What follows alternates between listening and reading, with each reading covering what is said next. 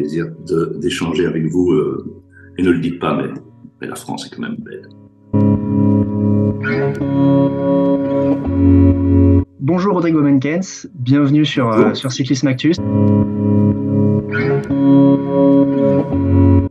Première fois, je crois que tu fais une interview avec nous. On va revenir tout simplement sur l'actualité 2023 du cyclisme. Donc, tu vas nous apporter ton œil d'expert et de consultant de la RTBF, sur laquelle tu officies depuis de nombreuses années.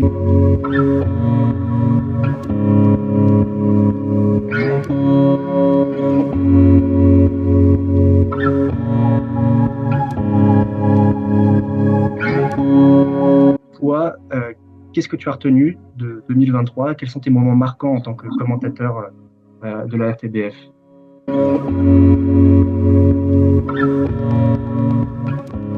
Alors, avant de répondre à cette question, je voudrais aussi vous remercier, parce que sans aucune flagornerie, comme on dit chez nous, c'est vraiment un plaisir, un honneur de parler au public français, qui est de plus en plus nombreux à nous suivre, et on voit ça notamment grâce à l'accessibilité nettement meilleure maintenant de Ovio. Avant, on ne parlait que des frontaliers qui pouvaient capter la RTBF, et vous savez que sentimentalement, malgré votre victoire discutable en demi-finale de la Coupe du Monde en 2018, je plaisante, et je parle d'une autre discipline, j'ai toujours été très sensible à la France. Je commenterai à 60 ans, si tout va bien, mon 30e Tour de France. Ce sont des chiffres ronds. Et on m'a dit, devait donc dire que c'est une année sur deux depuis que tu es né, donc c'est beaucoup. Vous savez aussi qu'avant Cyril, j'ai eu le bonheur de travailler avec des garçons formidables, très différents, comme Cédric Vasseur, comme Laurent Fignon, comme Alain Bondu, qui était le premier avec qui je l'ai fait. Donc j'ai toujours beaucoup travaillé aussi et reconnu j'ai pu profiter aussi, je tiens à le dire ici sur un média français, de la connaissance et de la science, de l'expérience, et aussi de ce côté très volubile qu'ont mes consultants français, dont je n'ai eu qu'à me réjouir. Je ferme la parenthèse, et donc je voulais vous dire que c'est très subjectif comme question, parce que il faut pouvoir distinguer l'exploit sportif de l'exploit purement physique, l'exploit mental.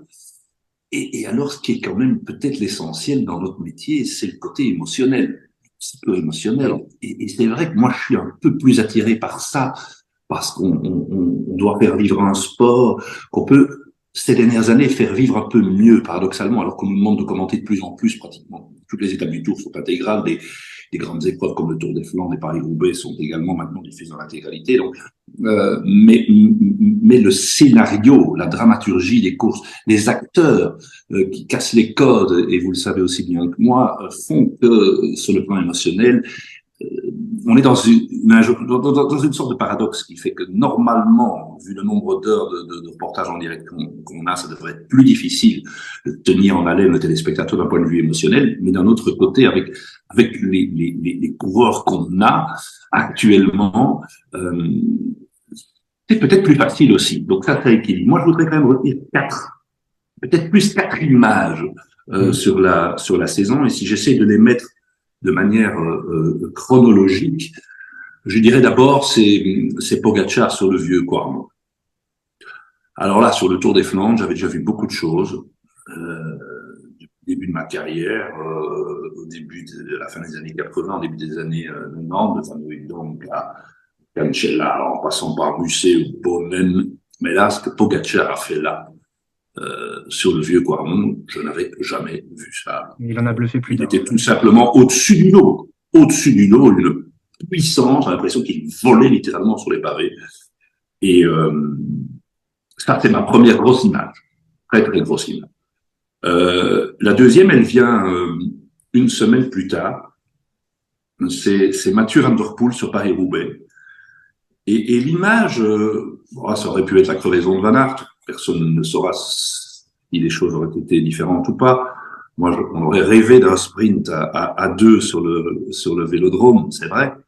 Les événements ont fait que ça n'a pas été possible. Mais ce que je retiens, c'est dans le dernier secteur pavé, entre parenthèses, solide. C'est pas le dernier, parce que le dernier est à 1 kilomètre de l'arrivée.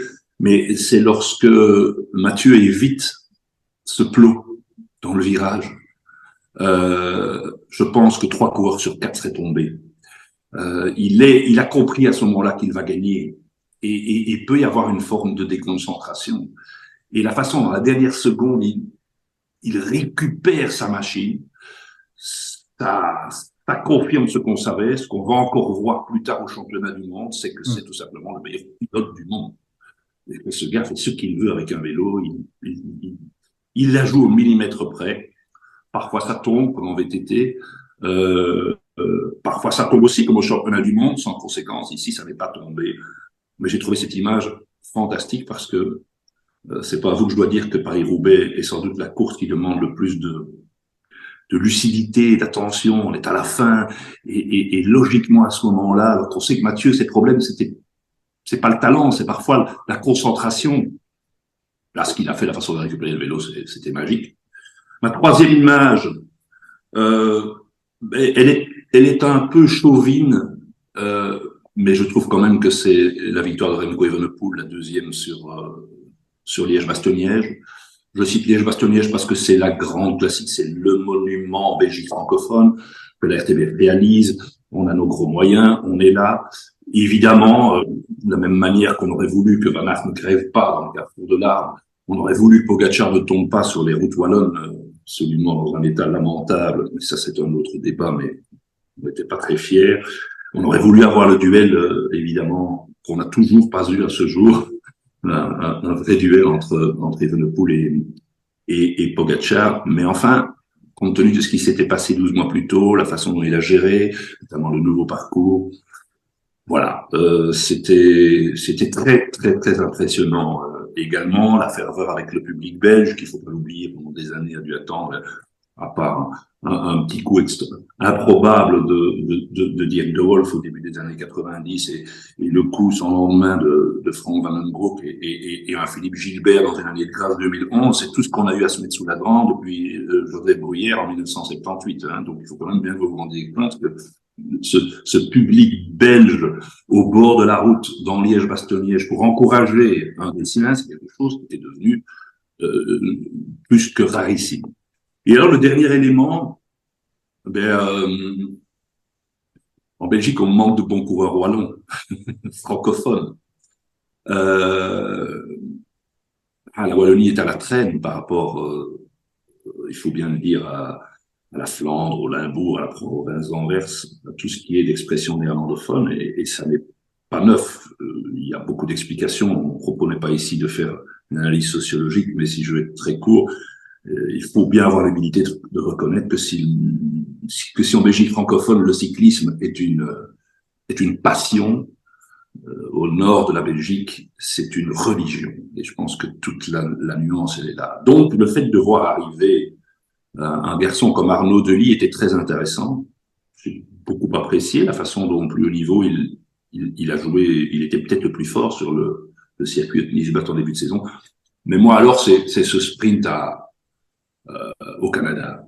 Ça, alors, pour l'anecdote, il en fait un peu plus tard sur une jambe, d'accord, ok, l'opposition n'était pas la même, mais je suis allé revoir plusieurs fois, et ça m'était plus arrivé depuis une dizaine d'années de revoir jusqu'à entre 5 et 10 fois les 300 derniers mètres d'une arrivée, où il se trouve à 300 mètres, c'est impossible, et certes, c'est arrivé dans les faux plats, mais c'est 200, 150, 200 mètres sur une puissance extraordinaire qui me font dire qu'aujourd'hui, sur ce type d'arrivée, bien placé, bien lancé, il est peut-être déjà le meilleur du monde. Déjà? Peut-être. Il faut voir évidemment dans le contexte parce que des garçons comme Pedersen, comme Van Aert, si c'est quand même plus que Popla, n'oublions pas Pogacar. mais voilà, en tout cas, à cet âge-là, je trouve que c'est ma quatrième image. Tu nous as déjà fait un très beau tour d'horizon de l'année, avec pas mal d'images effectivement très marquantes. Tu as cité déjà le nom de pas mal de ceux qu'on peut appeler les fantastiques d'aujourd'hui, Pogacar, Evenepoel, il y a également Vingegaard, Mathieu Van Der Poel évidemment. À quel point aujourd'hui avoir tous ces garçons, toutes ces superstars qui semblent incroyables à suivre pour le spectateur, à quel point ça facilite, on va dire, l'aspect commentateur de ton point de vue. Il y a tellement d'histoires, tellement de personnalités et tellement de spectacles aujourd'hui dans le vélo. Est-ce que c'est quelque chose que tu as déjà vécu avant ou c'est une période dorée pour le cyclisme avec en plus des acteurs belges qui sont très très bien représentés dans ce parc? Mais du côté belge, c'est clair que c'est la meilleure période depuis la fin des années 70. Hein. Parce que ce qui est absolument exceptionnel dans le sens premier du mot qui fait l'exception, c'est qu'aujourd'hui, les Belges peuvent gagner pratiquement dans n'importe quel registre. Je ne dis pas qu'un Belge peut gagner le Tour de France dans les 3 ans, les 4 ans, mais en tout cas, un ou deux dans les années à venir vont essayer de le faire. Et ça, c'est déjà complètement neuf. C'est ce qui manquait complètement, ce qu'il n'y avait plus depuis la période Merckx, Van Impe, si on veut élargir au grand tour peut-être de Munk, et ne parlons pas de Freddy Martens qui dans les années 70 a profité quand même d'un Tour d'Espagne qui ressemblait plus à un Tour des Pays-Bas. Elle n'avait pas beaucoup du côté d'Angliru à l'époque. Voilà, mais clairement, dans les classements, je parlais de Liège-Bastogne-Liège, hein, quand on voit maintenant, quand on voit que l'édition 2022 a mis 3 Belges sur le podium, c'est dingue. Je veux dire que il n'y a pas que Evenepoel. On voit des jeunes qui sont arrivés, Nils, je pourrais en citer beaucoup.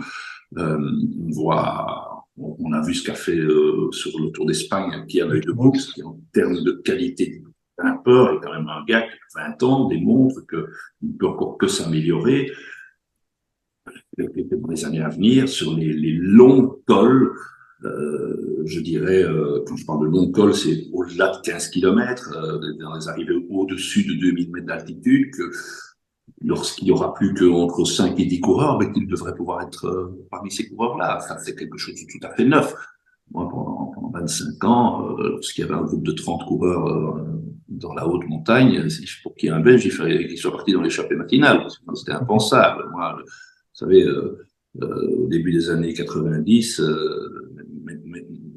je rendais l'antenne pour nous dire, pour l'arrivée du premier Belge dans cette étape de haute montagne, rendez-vous dans le journal télévisé. On n'avait pas les réseaux sociaux à ce moment-là, connaître la place. Ça, c'est tout à fait neuf. Maintenant, on peut retrouver des sprinters aussi. Il faut oublier qu'il y a encore 5-6 ans, entre Bonen, qui a été un peu une petite exception, mais bon, il y a eu Stels, il y a eu Nelissen, et puis c'était un peu incroyable. Bonen de temps en temps, mais toutes ces dernières années, les coureurs belges étaient des poissons pilotes. Puis d'un seul coup, Van Aert commence à performer, et il a compris dans un Dauphiné libéré qu'il pouvait gagner des sprints massifs, ce qu'il ne savait pas du tout. Alors bon, l'éclosion de Philipsen sur ces 2 dernières années est terrible, et puis on voit qu'on a encore un gamin, Meus, qui peut gagner sur les Champs-Élysées. Je dis qu'on était resté des années sans gagner sur les Champs-Élysées, et puis sur les 3 dernières éditions, ce sont 3 coureurs différents qui s'y imposent. Donc vous pouvez aussi... Donc, la Belgique peut gagner dans tous les registres. Finalement, le seul registre, je trouve, où la succession va peut-être être paradoxalement la plus compliquée, c'est celle sur laquelle la Belgique était la plus performante dans la période, je ne vais pas dire creuse, hein, mais la période... Sur les classiques? Les classiques flamandes. Étonnant, alors, finalement. C'est vrai que là, je ne veux pas dire Van Aert peut encore le faire quelques années. Et là, c'est le paradoxe, c'est que c'est peut-être un Wallon de Lille qui a la meilleure chance pour le cyclisme belge, ce qui est déjà une très belle chance. Hein. Mais derrière, dans les jeunes coureurs, la plupart néerlandophones, sont des coureurs les grands talents qui sont plus pour aller vers les classiques beaucoup plus vallonnés, donc les classiques dites wallonnes, voir les épreuves par étapes, qu'elles soient d'une semaine ou c'est encore approuvé pour beaucoup, mais voir de 3 semaines. Donc ça, c'est le round-up de la Belgique. Moi, j'avais sorti il y a 1 an un livre qui faisait un peu l'état de la saison 2022 et que j'avais appelé Wout, Remco and Co. je n'aime pas beaucoup d'appeler les gens par leur prénom, mais vous comprenez évidemment que sur une en-tête, si on met Van Aert et Evenepoel, c'est quand même très très long. Wout Remco, et dans le Emco, il y avait une vingtaine de coureurs belges. Le critère, c'était qu'à l'époque, il devait avoir moins de 25 ans, et en qui on pouvait croire. Et les trois autres que j'ai mis sur la page de couverture, qui représentent le Emco visuellement, ben, c'est De Ligt, Uijtdebroeks et Philipsen. Donc cette année 2023 a finalement démontré que ce sont pour le moment les trois qui derrière les traditionnels deux désormais porte-drapeau du cyclisme belge sont là. Maintenant, on parle beaucoup de la Belgique, mais ce qui me réjouit, c'est qu'en fait ça va partout. Donc évidemment, il y a ce phénomène Van der Poel, c'est un phénomène.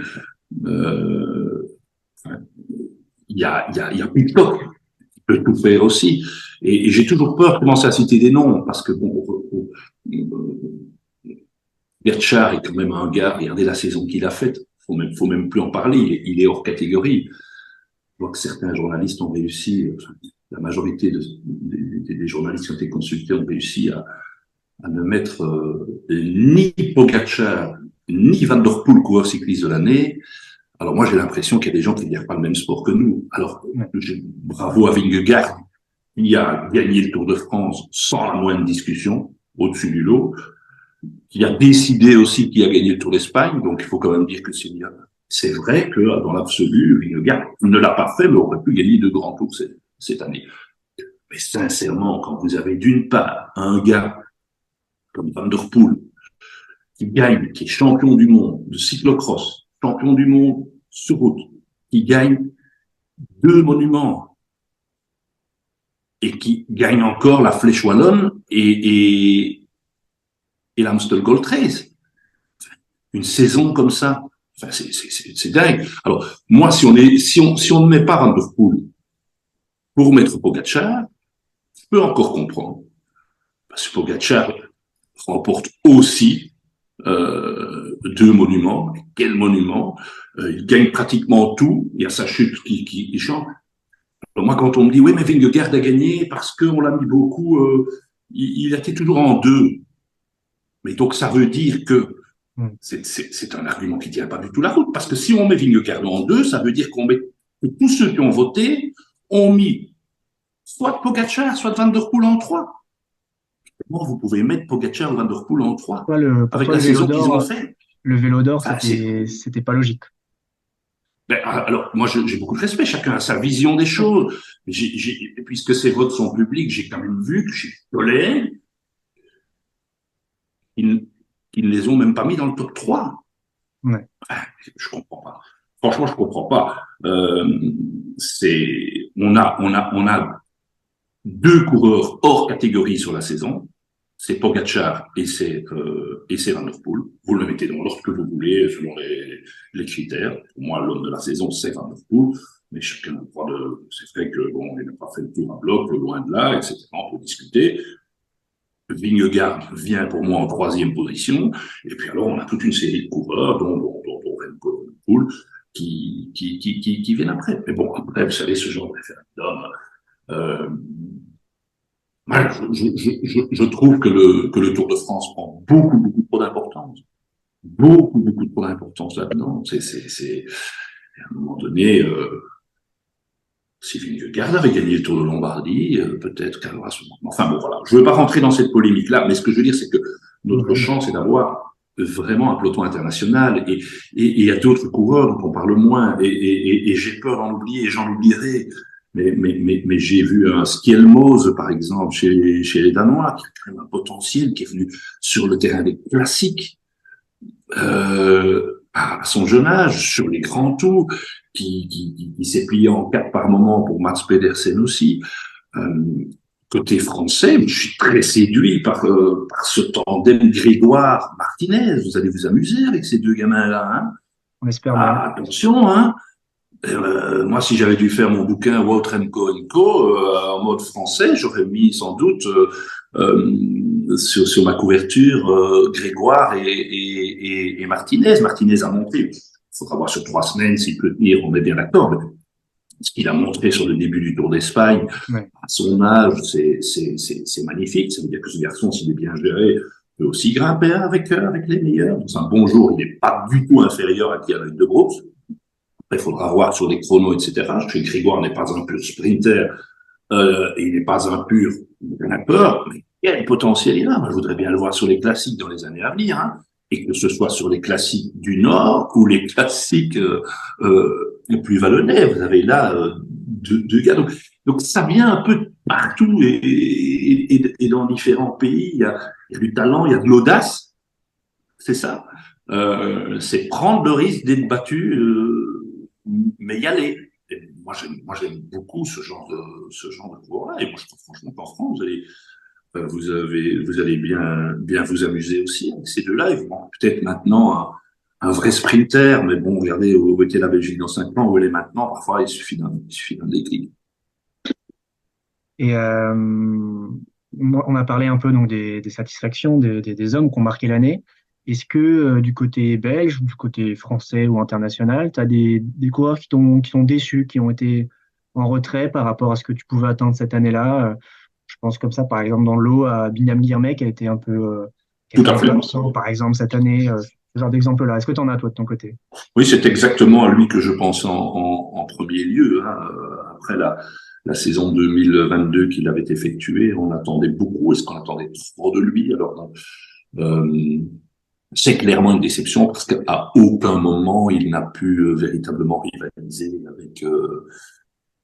avec les autres punchers. Voilà, ce qu'on avait vu notamment sur le Giro, avant l'épisode tragicomique du bouchon de Spumante.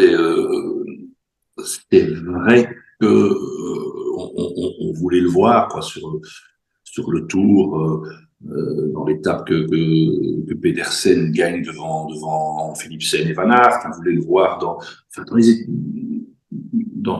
les grands rendez-vous pour Puncher et malheureusement il était pas là. Donc, moi je pense aussi que c'est la principale déception, en sachant que les autres qu'il pourrait y avoir, il y a peut-être des explications, des coureurs qui sont tombés, qui ont été blessés. Mais pour moi, c'est la plus grande déception de la saison, c'est certainement Guermay. Ouais, Et ouais. Un Julien Lafilippe, par exemple, tu le classes où cette année? Où, évidemment, son retour, ses blessures, toujours un peu compliqué à juger, mais est-ce qu'il peut revenir tout simplement au meilleur niveau? On l'a entrevu Oh parfois cette ben, année, mais oh ben moi, je le souhaite parce que je veux dire que quand on a le Alaphilippe qui était le Alaphilippe qu'on a vu à Louvain alors, et à Imola, et évidemment, cet Philippe-là est magnifique de par sa manière de courir, de conclure, d'atteindre ses objectifs. Alors, je sais pas, chez Julien, il y a le, le tempérament, et je pense que ça, c'est quelque chose qui est inné chez lui. Je pense que voilà, l'envie, je peux pas en douter. Euh, Qu'est-ce qu'il y a au niveau mental chez lui maintenant? Qu'est-ce que lui a encore envie, a encore la force de faire? Lui seul peut répondre à cette question. Euh, Moi, j'ai une énorme frustration, et j'imagine que je ne suis pas le seul, c'est évidemment cette chute dans ce Tour des Flandres ouais. disputé en fin de saison, où je suis presque convaincu que si on avait eu cette arrivée à 3, on aurait eu un verdict. Je ne sais pas s'il aurait été différent, mais en tout cas, j'aurais vraiment voulu voir ce sprint à 3 et un bon à la Philippe doit toujours être avec les meilleurs. Maintenant, cette façon, une année de dire je vais doiter sur le Tour des Flandres, une année suivante, on a l'impression qu'il ne sait pas trop. Enfin, quand je vois il a réussi sa carrière sur le Tour de France, au-delà de toute espérance. Mais dans les classiques, c'est trop peu par rapport Mm. au talent mental, ce qu'il a fait. Quand on voit en fait son bilan sur les monuments, c'est trop peu. C'est vraiment trop peu. Enfin, Liège-Bastogne-Liège, il s'est passé des choses, mais c'est une course qu'il aurait déjà dû gagner. Peut-être plus. J'espère de tout cœur qu'on va encore pouvoir la retrouver, en tout cas sur certains coups, avec les meilleurs. Maintenant, lui, il doit faire les choix et qu'il fasse ses bons choix. Mais qu'est-ce qu'on va faire sur le Tour de France? Qu'est-ce qu'on fait et dans quel contexte? Je sais pas. Franchement, je sais pas quand j'entends maintenant que Merlier veut convaincre le fer d'aller sur le tour, alors que quand on joue la gagne, on essaye de jouer la gagne dans un tour, normalement, on prend pas de sprinter. Ça a toujours été la règle. Merlier dit oui, mais moi, je vais, sur les tables des chemins blancs, à 3, je vais être très, très utile, on peut compter sur moi, etc. Mais vous ne pouvez pas prendre Evenepoel, Merlier et Alaphilippe. Ça, c'est pas pensable. Ouais, Pour moi, c'est ça pas fait beaucoup. pensable. Ça fait beaucoup. Donc, voilà, il faut qu'il fasse ses choix. Mais moi, j'espère vraiment, parce que j'adore le tempérament de ce coureur, euh, et je trouve qu'Alaphilippe a apporté énormément au cyclisme français. Parce que faites un peu le bilan de ces 10 dernières années sans Alaphilippe. Il y en a d'autres qui ont fait le job, etc. Il y a eu des trucs, mais Euh, voilà, mais je pense que lui seul peut maintenant Ouais. peut répondre à la question de quoi a-t-il encore envie. Après, tout est une question de choix aussi. Quand on voit, il est un tout petit peu plus jeune, mais Van Aert est un peu confronté à cette situation-là aussi. Van Aert n'a pas non plus le palmarès qu'il devrait avoir hors Tour de France. Hein. Et loin de là. Et non, je sais pas si Julien l'a fait un petit peu hein, sur le Tour d'Espagne aussi, mais moi je pense pas qu'on peut demander à des gars comme Alaphilippe et d'être au service de. Ouais. Alors de temps en temps, oui, évidemment. Moi j'aime bien quand Remco Evenepoel emmène le sprint pour Alaphilippe comme il l'avait fait sur le Tour du Pays Basque et quand ça marche, c'est chouette, c'est bien. Mais bon, ce sont des leaders, ce sont des champions. Ils doivent être égoïstes, je trouve. Ah, c'est mon avis. Tu parles de Wout van Aert, justement. Il a annoncé viser le Giro, justement, en 2024. C'est un choix qui change. C'est un choix intéressant pour lui, tu trouves? Alors, moi, je suis toujours très prudent quand j'entends des infos qui sont relayées via la Colombie, etc. Donc, moi, Hmm. j'attends que ce soit Van Aert qui dise officiellement, voilà, moi, je le fais. Alors,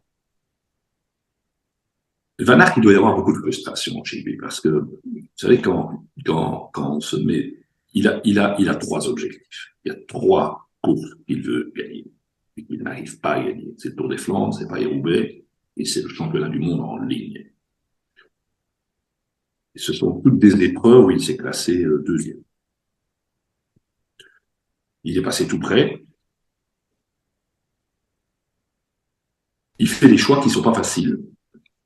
Donc déjà, apparemment, c'est la seule certitude, c'est que son programme de cyclocross, qui était déjà très très réduit ces 2 dernières années, le sera encore davantage cette année.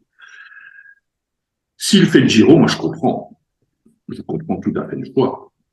Il est à la fois, il y a une double explication. La première, c'est simplement le parcours qui lui conviendra beaucoup mieux. Ça me paraît certain. Et il y a surtout le fait qu'il va avoir carte blanche, ce qu'il n'a jamais eu sur le Tour. Ce qui est formidable avec Van Aert, c'est de voir quand même le palmarès qu'il s'est créé sur le Tour de France. Pas seulement le maillot vert qu'il a ramené, mais toutes ses victoires d'étape et toutes les fois où il est passé tellement près. Il a aussi, rappelons-le, quand même porté le maillot jaune dans une équipe où la priorité absolue est Vingegaard, hein, Hmm. ou était Roglic. Donc, je veux dire, où il était le deuxième, voire le troisième choix, où il a quand même jamais eu, avec tout le respect que j'ai pour Christophe Laporte, un vrai poisson pilote. Laporte a essayé quelques fois et ça a rarement été fructueux, mais c'est parfois une question d'automatisme aussi. Mais Laporte a essayé de le faire. Il faut dire que bon, déjà chez Cofidis, je veux dire que Laporte n'en est pas le sprint, hein, c'est quelque chose, c'est un autre boulot. Mais il n'a jamais eu un Morkov pour le lancer ou Hmm. un coureur dans ce style-là. Donc moi j'ai beaucoup d'admiration pour ça, mais à un moment donné il faut arrêter. Faut arrêter. Je veux dire que je respecte tout à fait Vingegaard, mais comme je l'avais dit, à chaud et je le redis maintenant avec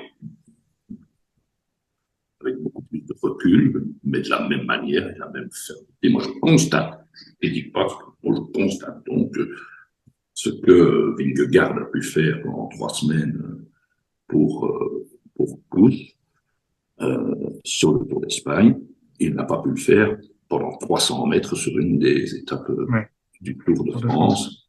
Et s'il l'avait fait, Van Aert aurait gagné 1 ou 2 fois au minimum sur le Tour. Et donc, à un moment donné, Van Aert est un garçon intelligent, est un garçon qui ne va pas surtout polémiquer. Au fond, lui-même, je pense que ça suffit maintenant. Ça suffit. Hein.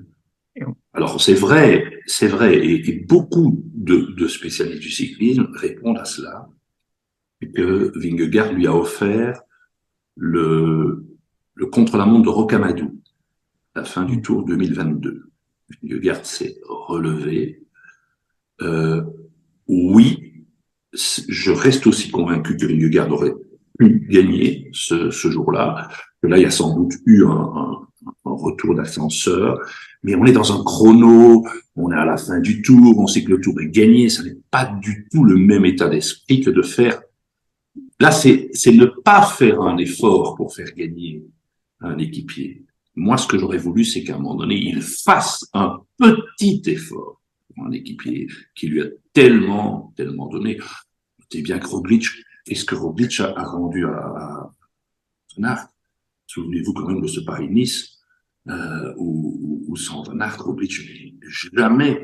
À un moment donné, on a eu un Milan-San Remo où il a dit qu'il se mettait à 100% à son service. Et, moi, il n'y avait pas les gens de ce jour-là, c'est peut-être vrai, mais en tout cas, je pense qu'à un moment donné, Van Aert, l'idée, c'est pas de peser, de sous-peser, je te donne 5 ans, tu donnes les 5 ans, mais à un moment donné, les trucs à sens unique. Un Roland Gras. Voilà. Mais il ne dira jamais, hein. Il ne dira jamais. Et donc, pour ces doubles raisons-là, je comprends parfaitement qu'il choisisse le Tour d'Italie. Moi, ce qui m'intéresse plus, c'est ce qu'il va faire avant. Sur les classiques. Parce que cette année, sa première course, c'était Milan-San Remo, ce que je trouve quand même très tard pour un spécialiste des classiques. Et si vous ne vous focalisez sur tout votre printemps que sur 2 courses, et il y en a une Paris-Roubaix qui reste quand même, on l'a vu, la part de chance ou de malchance est énorme. Et celle juste avant, c'est le Tour des Flandres, où je suis désolé, mais si Pogacar revient de la même manière, Van Aert ne pourra pas gagner. Est-ce que Van Aert peut battre le Pogacar et le Van der Poel de ces 2 dernières années? N'oubliez pas que ça va commencer à donner des idées à des coureurs, peut-être pas encore tout de suite cette année, mais du style de Remco Evenepoel, qui vont dire, ouais, mais si des profils comme Pogacar peuvent gagner Tour des Flandres, est devenu beaucoup plus dur qu'avant. Beaucoup plus dur. Et je m'interroge sur les choix. Alors, il veut absolument, il s'obstine à vouloir gagner le Tour des Flandres et Paris-Roubaix, et c'est génial, je lui souhaite du cœur, je pense qu'il le mériterait. Mais en attendant, il a 30 ans et la seule fois qu'il a fait Liège-Bastogne-Liège, c'était en raison d'une maladie. Et je trouve que, moi, je pense que Van Aert peut gagner plus facilement Liège-Bastogne-Liège que le Tour des Flandres. Ok, donc un programme. Avec des circonstances de course, hein, entendons-nous bien. Avec des circonstances. Une dernière remarque par rapport à Van Aert, et ça c'est très important, c'est qu'en fait, vous prenez les 5 ou 6 printemps où Van Aert a été performant, le seul printemps où il a vraiment performé, quand je dis performé, c'est gagné, hein, parce qu'il est toujours performant, mais il a, oui, son meilleur printemps, on va dire comme ça, c'était un été, hein. Si vous vous souvenez bien, c'est quand il enchaîne Strade Bianche et Milan-San Remo au début du mois d'août 2020. C'est quand il y a eu la pandémie. Et c'est peut-être pas un hasard dans sa préparation avec le cyclocross, etc. Ça veut donc dire que Van Aert est mieux au mois de juillet, au mois d'août, il a montré sur le Tour de France qu'au mois d'avril. Ça, c'est un constat qu'on peut faire. Alors, est-ce que c'est son corps? Est-ce que c'est la météo? Est-ce que ce sont des allergies? Je ne crois pas. Est-ce que c'est sa préparation? Est-ce que c'est justement par rapport à la lourdeur du programme de cyclocross? Je pense qu'à un moment donné, il est dans cette réflexion-là et qu'il veut se dire, il faut que j'aborde. Il l'avait déjà essayé l'année dernière, alors il est beaucoup plus frais. Et si vous regardez, Van Aert fait de moins en moins de jours de course. Amusez-vous à regarder sur ces 5 dernières années. Plus en plus de stages, de moins en moins de jours de course. Mais ça, c'est pas propre à Van Aert, c'est propre quand même à une grande majorité du peloton. Rodrigo, on a parlé un peu des coureurs, des équipes de l'année 2023. On va parler d'un contexte un peu plus global du cyclisme. On a eu Cyril Saugrain sur Cyclisme Actu, il nous a parlé du fait que le cyclisme ressemblait de plus en plus à la Formule 1 avec un peu une course aux données, à l'armement, au développement, également des super écuries qui dominent le cyclisme. On a vu cette année la Jumbo-Visma, UAE être vraiment au-dessus des autres. Euh, Comment toi tu perçois cette évolution du cyclisme avec des super puissances? Est-ce que c'est pas quelque chose qui peut être inquiétant pour l'avenir du cyclisme, notamment d'un point de vue financier? On a vu qu'il y a eu beaucoup de soucis également en termes d'écosystème du cyclisme de ce point de vue-là. Oui, oui, j'avoue que quand il y a eu toutes ces, plus que des rumeurs, hein, quand il y a eu toutes ces informations autour notamment de la fusion entre deux grandes équipes, avec, il faut quand même bien le dire aussi, de philosophie, de culture complètement différente, ça m'a inquiété. Euh, je ne sais pas si on ferait facilement, si on fusionnerait facilement. Pour essayer de donner un exemple, Ajax Amsterdam avec Lyon. En ce moment, il vaut mieux pas. Peut-être pas un bon exemple, mais parce qu'Ajax Amsterdam ne va pas beaucoup mieux que Lyon, hein, Oui, oui, c'est pour ça que je me je sais permettais de bien. faire la comparaison. Je sais bien. Non, mais prenons alors deux équipes qui fonctionnent très bien. Euh, Mettez Nice avec l'Antwerp. Hum, Non mais attendez, déjà on s'interroge, on se dit tiens, voilà l'équipe la plus performante du monde et, et une équipe belge historique qui vont s'unir. Donc des équipes qui ont donc besoin d'aller chercher des ressources financières. Moi, je trouve ça très inquiétant sur le fond, très inquiétant. Je pense aussi que ça va laisser des traces. Rien à faire. Peut-être plus dans une équipe que dans l'autre. Donc moi, je m'interroge.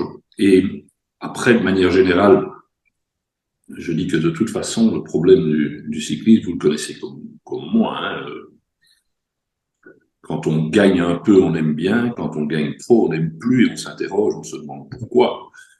Et c'est déjà le cas lorsqu'il s'agit de performances individuelles. Ça a été comme ça de tout temps. C'était comme ça du temps de Merckx, c'était du temps de Hinault, c'était comme ça du temps de Miguel Indurain, et je vais m'arrêter là. Mais dès qu'il y a eu des nettes suprématies, on s'est posé des questions. Lorsque la suprématie devient collective, on s'en pose d'autres. Voilà. Et, euh, et c'est légitime de se poser des questions. C'est non seulement légitime de la part du public, mais c'est aussi le devoir de la part des journalistes de s'interroger, hum. essayer de comprendre. Mais il faut aussi avoir l'humilité de dire à certains moments, moi je ne sais pas.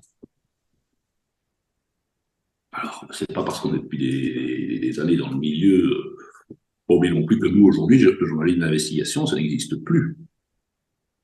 Quand on arrive sur le Tour de France, on commence entre 115 et 120 heures en direct. On est en direct 10 minutes avant le début du départ fictif. Déjà, rien que c'est un truc dingue. Vous allez commenter un match de foot, vous êtes dans le stade. Vous pouvez à la limite voir les joueurs arriver, s'échauffer, et peut-être après, en repartant, encore discuter avec certains. Commenter le Tour de France ou une classique intégrale, lorsque vous arrivez, les gars sont en route, sont encore parfois dans leur chambre d'hôtel 200 km de l'autre côté. Nous, on vit avec 24 heures d'avance, en quelque sorte, sur ce peloton. Et lorsque ce peloton nous rejoint sur la ligne d'arrivée, mais nous, on doit déjà être parti parce que même au mois de juillet, même dans un pays aussi fantastique que le niveau gastronomique en France, la plupart des cuisines sont fermées à 20h30. Et donc, vous avez intérêt à vous dépêcher si vous voulez être en forme pour le lendemain. Donc, on ne voit plus les gens dont on parle. Moi, les premières années que j'ai commentées, j'allais d'abord j'allais au village départ, parler avec les coureurs, puis on montait dans la voiture, on faisait 50, 60 premiers kilomètres. Puis dès qu'il y avait une sortie d'autoroute, on allait sur la ligne d'arrivée, on commentait les 2 dernières heures, en ayant le temps de reconnaître les 20, 30, 40 ou 50 derniers kilomètres. C'était merveilleux. Et il arrivait, peut-être pas 2 fois sur 3, mais 1 fois sur 2, qu'on soit logé dans des hôtels avec des équipes. Et le soir, voilà, un petit café avec un directeur sportif, on croisait les coureurs. On était là. Mon prédécesseur Théo Maty me racontait dans les années 80 que, en fait, il rentrait dans la chambre des coureurs. Aujourd'hui, où on fait de l'investigation, où on est commentateur, à faire les deux en même temps. En plus, dans les périodes, vous me direz, creuses, il n'y en a pas beaucoup entre les deux. La pandémie a aidé, a isolé, a fait qu'aujourd'hui, on n'est pas toujours les bienvenus partout, et donc, à un moment donné, voilà. Donc, c'est extrêmement difficile de se faire des idées, mais ça ne nous empêche pas tout en étant des commentateurs, de rester des journalistes et d'essayer de nous plier à des règles, à essayer de regarder. La langue française est tellement belle qu'on peut aussi quand même utiliser parfois le conditionnel. Hein. Je pense que personne ne nous en voudra, en sachant que les accusations sans preuve, je dis ça souvent aussi, il y a beaucoup de bêtises qui ont été commises dans le monde du cyclisme, mais pas uniquement. Dans beaucoup d'autres sports aussi. Des manipulations, de la corruption, ça existe un peu partout. C'est pas propre au sport, c'est propre à la société. Mais ce qui m'énerve par-dessus tout, c'est cette perpétuelle présomption de culpabilité qu'il y a sur le cyclisme. Parce que dans la vie de tous les jours, et là je sors complètement du sport, vous avez un droit fondamental, vous, moi, tous les gens qui nous regardent, qui nous écoutent, qui est la présomption d'innocence. Et ça, en vélo, les années passent, et aux yeux de certains, souvent, et je ne te dis pas, mais c'est comme ça, aux yeux de certains, il faut prouver qu'on n'est pas coupable. Et ça, c'est pas juste. Par rapport à d'autres sports, en tout cas, c'est vrai que ça paraît un peu injuste et le vélo a payé les pots cassés des années sombres, mais Ouais. le paye encore certainement un peu trop longtemps. Évidemment. Et c'est pour ça que je me réjouis de voir autant de jeunes, parce qu'à un moment donné, j'ai vu, malgré tout, des jeunes, des papas, c'est déjà un métier suffisamment dur, si c'est en plus pour se faire traiter de tous les noms, etc. J'ai eu bon, maintenant, en vieillissant, je suis plus de la génération des papas, même parfois des papis, que des coureurs. Mais les gens, on a envie, mais et maintenant, je vois ces jeunes qui arrivent, qui veulent faire ce sport, et ils le font pour d'autres raisons aussi, mais de plus en plus jeunes, avec beaucoup d'enthousiasme. Quand j'entends à l'interview Kian de Brooks, c'est du bonheur. Hein. Ce gars, il a l'impression qu'il a les zygomatiques tout le temps comme ça, on sent qu'il prend du plaisir dans ce qu'il fait. Voilà, moi ça me réjouit énormément, comme ça me réjouit aussi de voir qu'il y a quand même encore des grands coureurs, pour la plupart, peut-être pas tous, mais qui ont des défaillances, hein, des belles défaillances. Hein. Donc l'avenir est radieux encore du cyclisme pour toi. Pardon? L'avenir est encore radieux pour le cyclisme pour toi, d'un point de Mais vue. vous savez, moi je suis très prudent, mais moi j'ai trop de respect pour ce sport. Alors, on parle, on n'insiste pas assez sur tous les sacrifices qu'il faut faire aujourd'hui. Parler un peu avec un gars qui est quand même un type brillant comme Tom Dumoulin, qui explique pourquoi il a arrêté trop jeune, vainqueur du Giro, vainqueur potentiel à un moment donné du Tour de France. Et donc, saturation complète, je veux dire qu'à un moment donné, vous êtes aujourd'hui presque plus de temps en stage que en compétition. Vous commencez de plus en plus jeune. Dire adieu, franchement, je ne sais pas, je ne voudrais pas dire ça, mais le présent, en tout cas tel qu'on le vit, et on doit vivre. Et si le futur, comme c'est déjà arrivé, et comme ça se reproduira inévitablement dans certains cas, si le futur fait et démontre que tout n'a pas été radieux partout, eh bien voilà, ce sera comme ça. Mais moi, en tout cas, je garde 2 choses essentielles. C'est beaucoup de respect pour ce métier coureurs cyclistes, plus que jamais aujourd'hui, dans un monde où l'effort demande.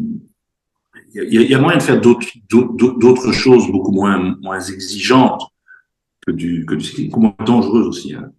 Parce que ça, c'est aussi un aspect, vous parliez de la Formule 1, etc.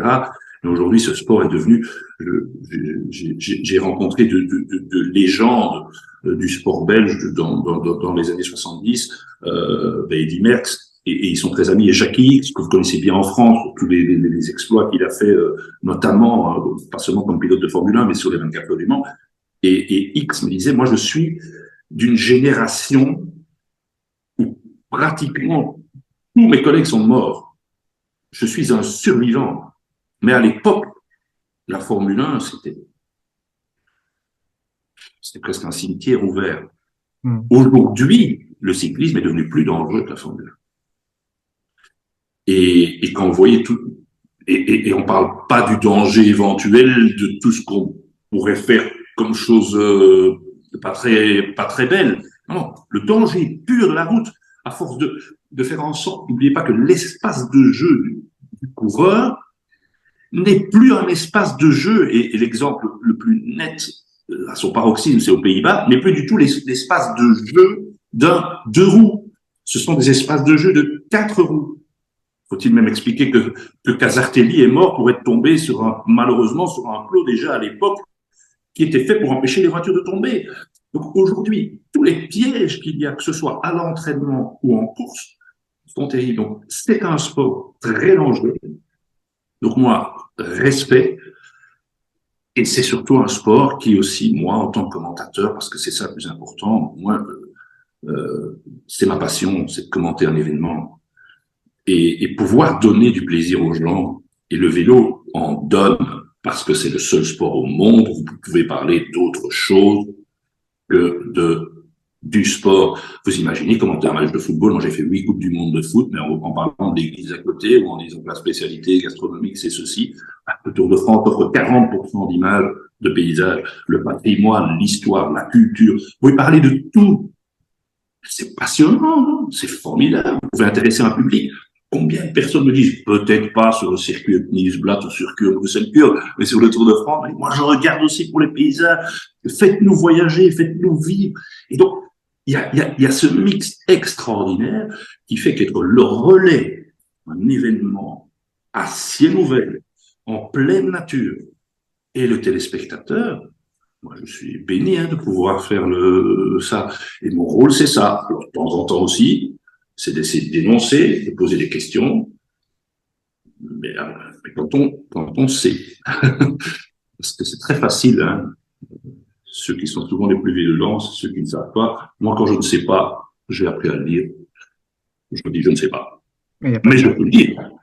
Mais il faut le dire, des fois, il faut le dire, ça, c'est important. Et pour conclure, Rodrigo, on va se quitter sur un petit pronostic ou peut-être juste des envies pour 2024. En quelques mots, s'il devait y avoir une chose que vous voudriez commenter, ou vous voudriez voir pour 2024, on va dire du côté belge, un Tour de France pour Remco Evenepoel, un Paris-Roubaix pour Wout van Aert. Est-ce qu'il y a une chose que vous aimeriez voir l'an prochain? En fait, j'ai envie que ça continue comme ça. Moi, j'ai envie de voir Van der Poel et Van Aert sur le vélodrome de Roubaix, se disputer la victoire, par exemple, à 2. J'ai envie de voir Remco Evenepoel arriver à Liège-Bastogne-Liège avec Pogacar. Très bien. Bah, ça paraît il y a 2 ans, il n'y a pas photo. Pogacar gagne tout le temps. Maintenant, on ne sait pas. Ça serait qu'il soit dans les 5 derniers kilomètres. J'ai envie de voir peut-être un Milan-San Remo avec les 7 ou 8. Vous voyez, on pourrait même mettre Alaphilippe là-dedans, Pedersen, ceux que je viens de citer, voilà. J'ai envie de voir un Tour de France où pour rendre hommage à Fignon et Le Monde, c'est peut-être mon rêve ultime, où le 21 juillet, le jour de la 21e étape, le 21 juillet, jour de la fête nationale belge, 35 ans après les 8 secondes entre Fignon et Le Monde, où on se retrouverait avec, allez, rêvons, Pogacar, Vingegaard, Evenepoel. À 3 derniers jours, sa dernière fois, c'était en 1968, avec Van Springel, avec Braque et avec le futur vainqueur Jan Janssen. Et ajoutons Roglic, comme ça ce serait inédit. Ces 4-là se tiennent en 1 minute. Et on part de Monaco, on arrive à Nice. ça serait quand même génial, non? Ce serait la classe. Et ben, on se donne rendez-vous à Nice, hein, du coup, juillet prochain, pour voir si Ah oui, cette envie et cette prédiction pourraient se réaliser. Ce serait certainement un grand feu d'artifice. Et bah, j'en profite pour te remercier, Rodrigo, pour cette interview sur Cyclisme Actu. C'était passionnant. On a entendu beaucoup de choses. Je te souhaite un bon hiver et on se retrouve, on espère très vite pour bah, la reprise du vélo l'année prochaine, dès début 2024, avec toi sur la RTBF avec Cyril Saudin. Et voilà, donc c'était un dernier mot, je te laisse le dire et merci encore. merci à vous tous et vive le vélo, que ce soit sur la RTBF ou ailleurs. Euh, je continuerai les années qui me restent à essayer de vous faire, en tout cas, partager ma passion et c'était un plaisir d'échanger avec vous. Et ne le dites pas, mais la France est quand même belle.